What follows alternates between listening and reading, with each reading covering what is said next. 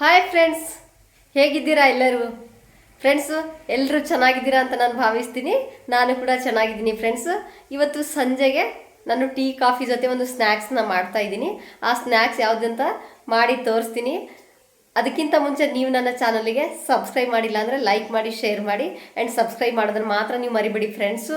ಪ್ರತಿಯೊಬ್ಬರು ದಯವಿಟ್ಟು ಯಾರೆಲ್ಲ ವಿಡಿಯೋ ನೋಡ್ತೀರಾ ಅವರೆಲ್ಲರೂ ನನ್ನ ಚಾನಲ್ಗೆ ಸಬ್ಸ್ಕ್ರೈಬ್ ಮಾಡಿ ಅಂತ ಹೇಳ್ತಾ, ಆ ರೆಸಿಪಿ ಇವತ್ತು ನಾನು ಈರುಳ್ಳಿ ಪಕೋಡನ ಮಾಡ್ತಾ ಇದ್ದೀನಿ. ಸಂಜೆ ಸ್ನ್ಯಾಕ್ಸಿಗೆ ಟೀ ಕಾಫಿ ಜೊತೆ ಒಳ್ಳೆ ರುಚಿಕರವಾದ ಸ್ನ್ಯಾಕ್ಸು, ಮತ್ತು ಕಡಿಮೆ ಇಂಗ್ರೀಡಿಯೆಂಟ್ಸಲ್ಲಿ ಮಾಡ್ಕೋಬೋದು, ಬೇಗನೆ ಮಾಡ್ಕೋಬೋದು. ಯಾರಾದರೂ ಗೆಸ್ಟ್ ಬಂದು ಕೂತಿದ್ದಾರೆ ಅಂದರೆ ಬೇಗ ತಕ್ಷಣವೇ 5 ನಿಮಿಷದಲ್ಲಿ ಆಗುವಂಥ ಈರುಳ್ಳಿ ಪಕೋಡನ ಮಾಡಿ ನೋಡೋಣ. ಹಾಗಾದರೆ ಸ್ಟಾರ್ಟ್ ಮಾಡೋಣ.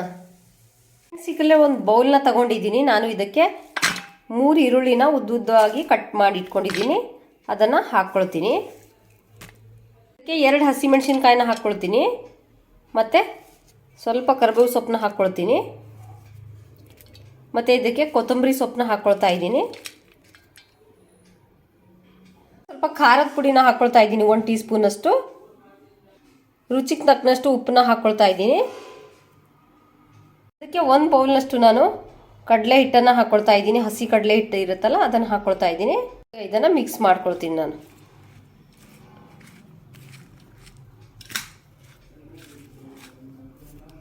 ಚಿಟಿಕೆಯಷ್ಟು ಸೋಡಾನ ಹಾಕ್ಕೊಳ್ತೀನಿ ನೋಡಿ.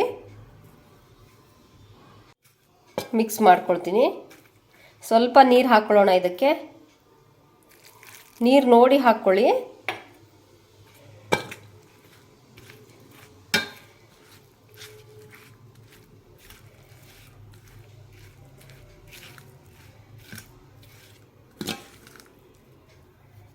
ಈ ಥರ ನಾನು ಕಲಸಿದ್ದೀನಿ. ಇಷ್ಟು ಕಲಸಿದ್ರೆ ಸಾಕಾಗುತ್ತೆ. ಇದನ್ನು 5 ನಿಮಿಷ ನಾನು ಒಂದು ಪ್ಲೇಟ್ ಮುಚ್ಚಿ ಇಟ್ಬಿಡ್ತೀನಿ. ಬಾಣಲೆ ಇಟ್ಕೊಂಡಿದ್ದೀನಿ ನೋಡಿ. ಅದಕ್ಕೆ ನಾನು ಎಣ್ಣೆನ ಹಾಕ್ಕೊಳ್ತೀನಿ.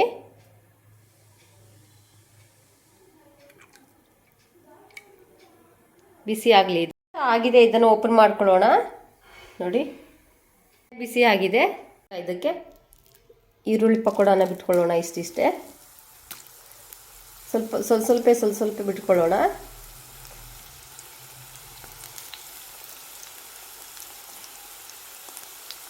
ಕಡಿಮೆ ಉರಿಯಲ್ಲೇ ಬಿಟ್ಕೋಬೇಕು ಫ್ರೆಂಡ್ಸ್, ಇಲ್ಲಾಂದರೆ ಎಲ್ಲ ಸೀದ್ ಹೋಗುತ್ತೆ.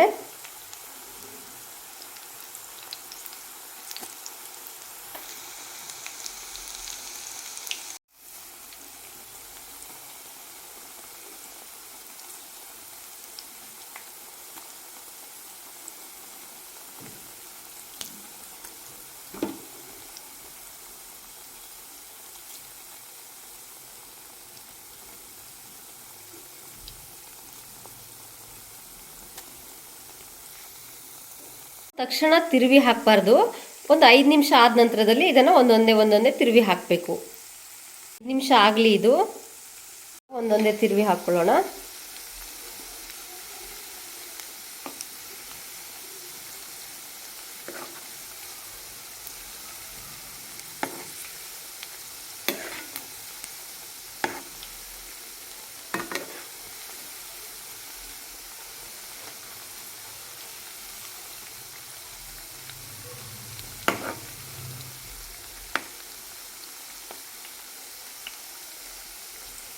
ಮತ್ತೆ ಇದನ್ನು ತಿರುವಿ ಹಾಕ್ಕೊಳ್ಳೋಣ.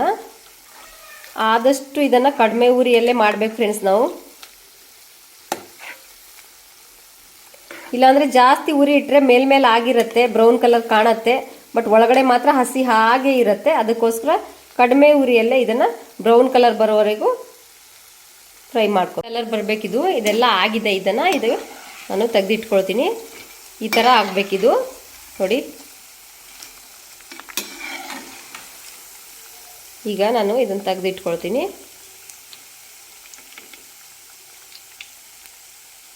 ಎಣ್ಣೆ ಎಲ್ಲ ಕೆಳಗಡೆ ಬಿಟ್ಕೋಬೇಕು.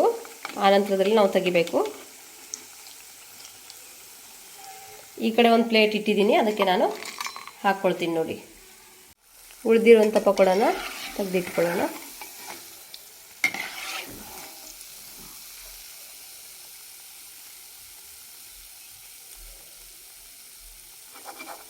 ಈ ಥರ ಬಾಣಲೆಯಲ್ಲೇ ನಾವು ಚೆನ್ನಾಗಿ ಎಣ್ಣೆ ಇಳ್ಕೊಳ್ಳೋ ಥರ ತೆಗಿಬೇಕು.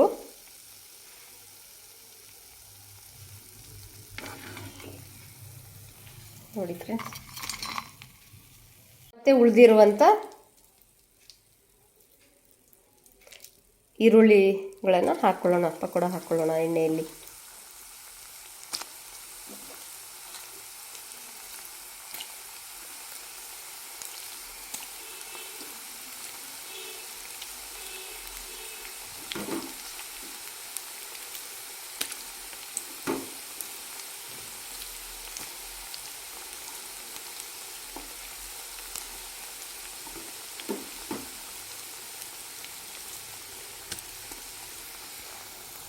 ಎಲ್ಲ ಹಾಕ್ಕೊಂಡಿದ್ದೀನಿ ಕೊನೆಯದಾಗಿ.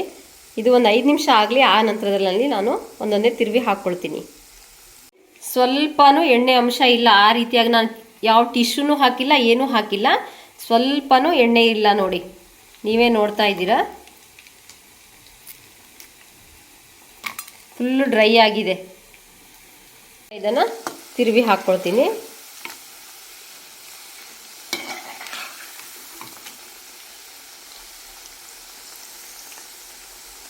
ಇನ್ನೊಂದು 7 ನಿಮಿಷ ಆಗಲಿ. ಇದು ಇದೆ, ತೆಗೆದಿಟ್ಕೊಳ್ಳೋಣ.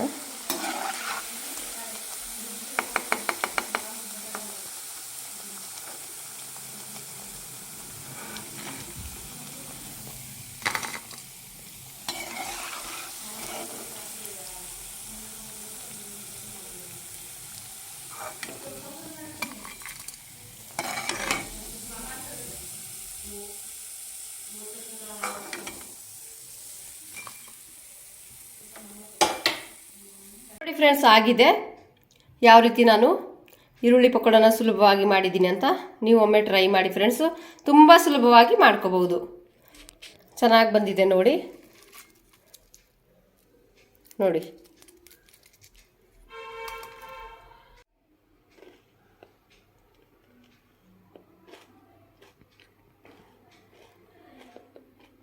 ನೋಡಿದ್ರಲ್ಲ ಫ್ರೆಂಡ್ಸು, ಸುಲಭವಾಗಿ ಹೇಗೆಲ್ಲ ನಾನು ಈರುಳ್ಳಿ ಪಕೋಡನ ಮಾಡಿದ್ದೀನಿ ಅಂತ. ನೀವು ಈ ರೆಸಿಪಿನ ಮನೆಯಲ್ಲಿ ಟ್ರೈ ಮಾಡಿ ಫ್ರೆಂಡ್ಸು. ನಿಮಗೆ ಈ ವಿಡಿಯೋ ಇಷ್ಟ ಆದರೆ ಲೈಕ್ ಮಾಡಿ, ಶೇರ್ ಮಾಡಿ ಆ್ಯಂಡ್ ಸಬ್ಸ್ಕ್ರೈಬ್ ಮಾಡೋದನ್ನು ಮಾತ್ರ ನೀವು ಮರಿಬೇಡಿ ಫ್ರೆಂಡ್ಸ್. ಬಾಯ್.